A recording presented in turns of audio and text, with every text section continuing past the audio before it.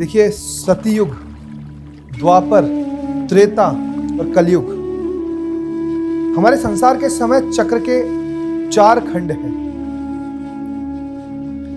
सतयुग वह है, इसको 2 तरीके से मैं आपको बताऊंगा।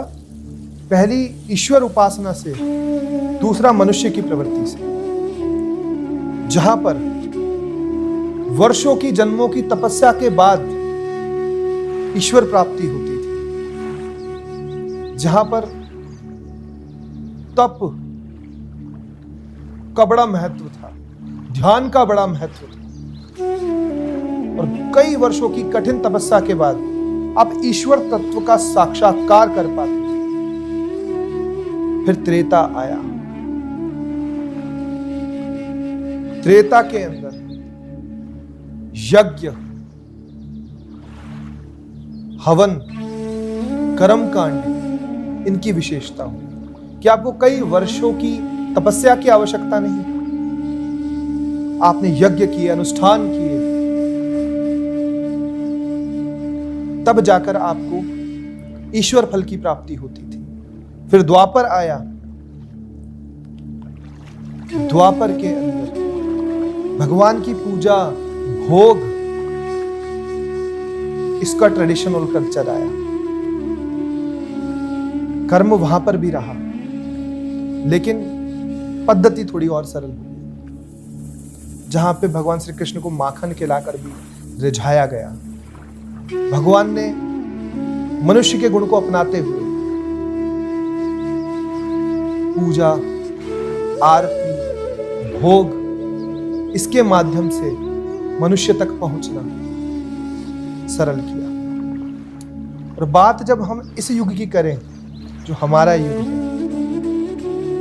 कलयुग, तो कलयुग में आपको ना तपस्या और तप करना है, ना आपको यज्ञ हवन करने हैं, ना आपको भोग, ना आपको पूजा पद्धति पर जाने की आवश्यकता है, क्योंकि कलियुग केवल नाम आधारा, जपत जपत नर उतरहि पारा। कि इस कलयुग के अंदर अगर आप ईश्वर का केवल ध्यान कर लेते हैं, तो उस ध्यान के माध्यम से उस ईश्वर की कृपा आप पर हो जाती है। क्योंकि इस कलयुग में मनुष्य की आयु इतनी नहीं है कि वह वर्षों तक तपस्या कर सके। संसाधनों में शुद्धि उस प्रकार नहीं है कि आप यज्ञ में जो सामग्री इस्तेमाल करते हैं वह शुद्ध। जहां तक कि हम भोग का भी सवाल करें, तो हम जो खाते हैं उसमें ही कितनी मिलावट है, तो आप किस प्रकार से शुद्ध कर्मकांड और पूजा पद्धति को यहां पर अप्लाई कर सकते हैं। तो कलियुग के अंदर मनुष्य केवल ध्यान मात्र से, सुमिरन मात्र से, केवल उस ईश्वर को याद करके उसके चरणारविंद को प्राप्त कर सकते हैं।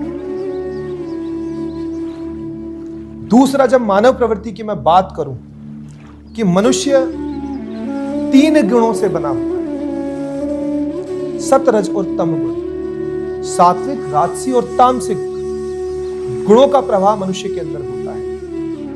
तो जब सतयुग था, तब देवलोक अलग था, दैत्य लोक अलग था, ऋषि लोक अलग था, पितृलोक अलग था। सब अपने अपने लोकों में रहते थे और अपना अपना काम करते थे। जब त्रेता आया, तब देव और दानव दोनों ही एक लोक में आ गए, जैसा कि भगवान राम और रावण। फिर द्वापर आया। द्वापर में एक ही परिवार में आ गए। पहले तो एक लोक में आए, फिर एक ही परिवार के अंदर आ गए। पांडव और कौरव दोनों की नीतियां, कोई भी देव और दैत्य अपनी नीतियों से, अपने जीवन जीने के तरीके से, अपने विचारों से होता है। तो जहां कौरवों ने अधर्म का साथ दिया, तो वहीं पांडवों ने धर्म का साथ दिया। तो एक ही परिवार में दोनों आ गए। और जो कलयुग, जो सबसे कठिन है, यहां देव और दानव एक ही देह में आ गए। जैसी संगति, जैसे आचार विचार मनुष्य के होते हैं, वह देव तुल्य व्यवहार करता है, और मानो दानव जैसा उसे संगति मिलती है, आचार विचार व्यवहार मिलते हैं, तो वह दानव के समान कृत्य करने लग जाता है।